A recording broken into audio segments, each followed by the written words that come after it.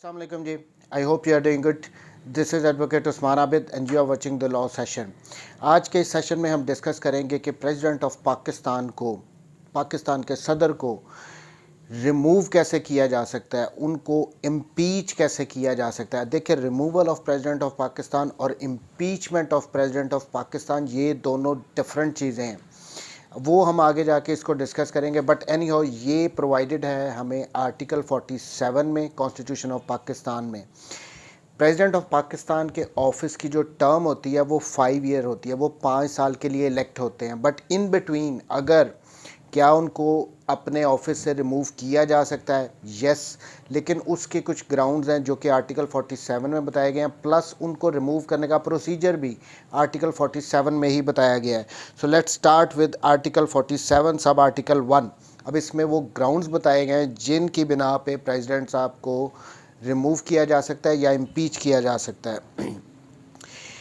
Notwithstanding anything contained in the Constitution, the President may, in accordance with the provisions of this article, पहली बात कि वो कहते हैं जो कॉन्स्टिट्यूशन में जो कुछ भी लिखा हुआ है उसको एक साइड पे रखो। आर्टिकल 47 के ज़रिए से प्रेसिडेंट ऑफ पाकिस्तान को number 1 be removed on the ground of physical और मेंटल इनकैपेसिटी के फिज़िकल, या तो वो प्रेसिडेंट ऑफ पाकिस्तान को कोई बीमारी हो गई या वो फिज़िकली इल हो गए हैं जिसकी वजह से वो अपनी ड्यूटीज़ को परफॉर्म नहीं कर सकते। सेकेंडली, या वो मेंटली इनकेपेबल हो गए हैं, उनको कोई फॉर इंस्टेंस इनसेन हो गए हैं, उनको कोई दिमागी बीमारी आ गई है जिसकी वजह से वो कंटिन्यू नहीं कर सकते।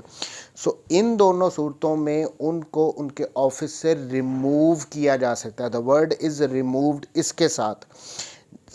अब जो सेकेंडली इसके साथ इम्पीचमेंट है, और इम्पीच्ड या उनको इम्पीच किया जा सकता है, उनका मुआखज़ा किया जाता है। इम्पीच करने का मतलब होता है किसी पे कोई एलिगेशन लगाना, किसी को किसी चीज़ का उसको एक्यूज़ करना।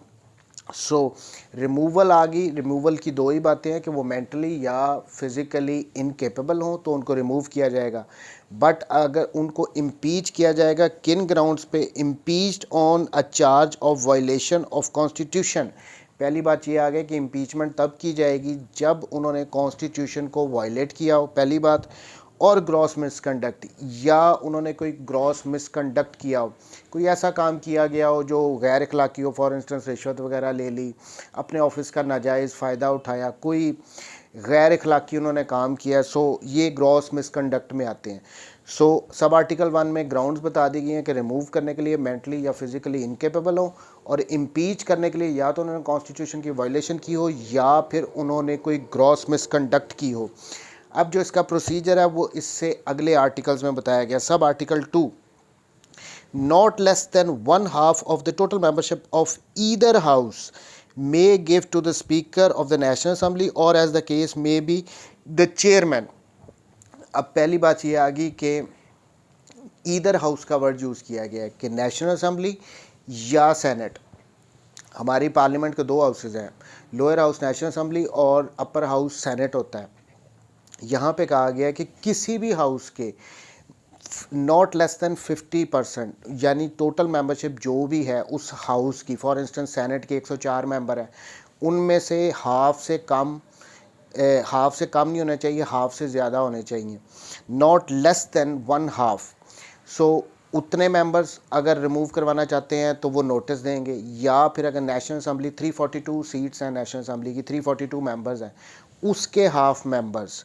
सो किसी भी हाउस के हाफ या हाफ से ज़्यादा मेंबर्स, अगर तो वो नेशनल असम्बली के मेंबर है जो रेजोल्यूशन लाना चाहते हैं वो स्पीकर नेशनल असम्बली को, और अगर वो सेनेट के मेंबर हैं तो वो चेयरमैन सेनेट को रिटन नोटिस देंगे of its intention to move a resolution for the removal of, or as the case may be to impeach the president, and such notice shall set out the particulars of his incapacity or of the charge against him।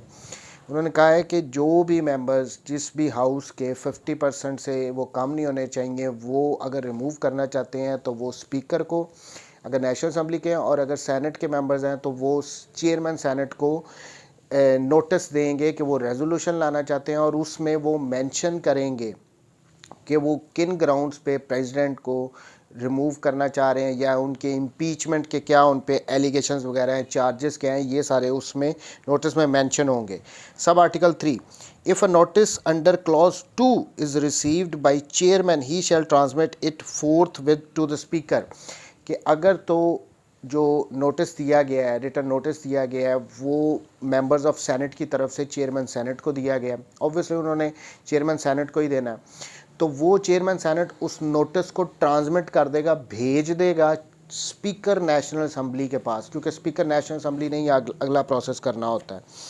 सब article 4, the speaker shall within 3 days of the receipt of the notice under clause 2 और clause 3, clause 2 में उनको notice दिया गया है या clause 3 में पहले सेनेट के मेंबर्स ने चेयरमैन सेनेट को नोटिस दिया था और उन चेयरमैन सेनेट ने स्पीकर नेशनल असम्बली को वो नोटिस भेजा है। सो नोटिस आने से not less than within 3 days, 3 दिन के अंदर अंदर, cause a copy of notice to be transmitted to the president, वो स्पीकर नेशनल असम्बली जो हैं वो उस नोटिस की कॉपी प्रेसिडेंट ऑफ पाकिस्तान को देंगे विद इन 3 days, जिस दिन उनको नोटिस मिला है उससे 3 दिन के अंदर अंदर।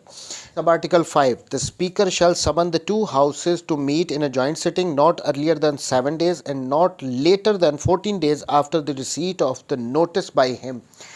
पहला काम तो ये किया, नोटिस आ गया स्पीकर असम्बली के पास, उसके बाद उन्होंने विदिन 3 days प्रेसिडेंट को वो नोटिस ट्रांसमिट करना है। सेकेंडली उन्होंने क्या करना है, उन्होंने स्पीकर नेशनल असम्बली ने समन करना है बोथ हाउसेस को कि आओ हम एक मीटिंग करेंगे जॉइंट सिटिंग में।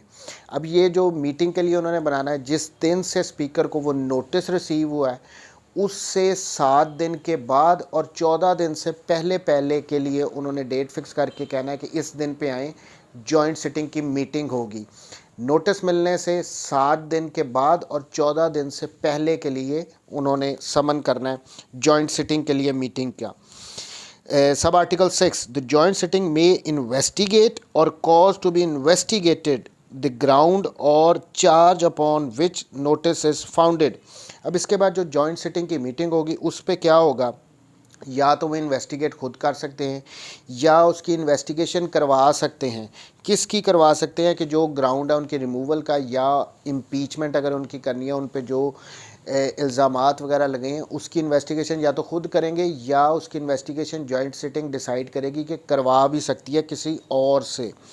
सब article 7, the president shall have the right to appear and be represented during the investigation if any and before the joint sitting. अब यहाँ पे प्रेसिडेंट ऑफ पाकिस्तान के पास ये राइट भी दिया गया सब आर्टिकल में कि वो जॉइंट सिटिंग में आके अपने आप को डिफेंड करें, वो किसी के थ्रू रिप्रेजेंट भी कर सकते हैं। प्लस अगर कोई इन्वेस्टिगेशन उनके ख़िलाफ़ हो रही है तो उसमें भी वो अपीयर हो सकते हैं या अपनी जगह किसी के थ्रू रिप्रेजेंटेशन भी करवा सकते हैं। सो ये राइट प्रेसिडेंट ऑफ पाकिस्तान के पास है कि वो इन्वेस्टिगेशन को भी ज्वाइन कर सकते हैं जो उनके अगेंस्ट इनिशिएट की गई है, या फिर वो नेशनल ये जॉइंट सिटिंग में भी वो अपीयर हो सकते हैं। Sub article 8, if after consideration of the result of the investigation if any, यानी अगर तो कोई इन्वेस्टिगेशन जॉइंट सिटिंग में हुई है तो उसका जो भी रिज़ल्ट आएगा उसको भी कंसिडर किया जाए। उसके बाद अगर तो इन्वेस्टिगेशन हुई है, a resolution is passed at the joint sitting by the votes of not less than 2/3 of the total membership of the Majlis Shura parliament. अब यहाँ पे जो वोटिंग होनी है जॉइंट सिटिंग में, वो अगर तो पार्लियामेंट के यानी नेशनल असम्बली और सेनेट दोनों की टोटल मेंबरशिप के अगर 2/3 वोट्स के साथ वो रेजोल्यूशन पास हुई है declaring that the president is unfit to hold the office due to incapacity, या तो वो अब वो रेजोल्यूशन पास हो रही है कि यस इनको जो भी प्रेसिडेंट साहब को ये इनकेपेबल है, इनको कोई डिजीज़ है, मेंटली या फिज़िकली ये फिट नहीं है, उनको डिक्लेयर कर रहे हैं तो उनको रिमूव कर दिया जाएगा।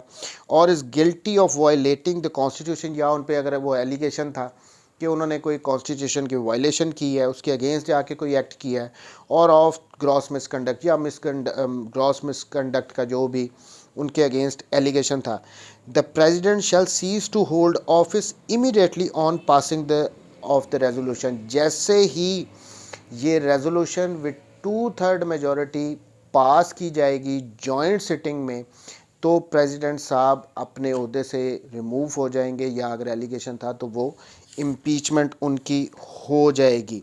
सो this was all about the removal and impeachment of president of Pakistan. Thank you very much ji, take care, Allah.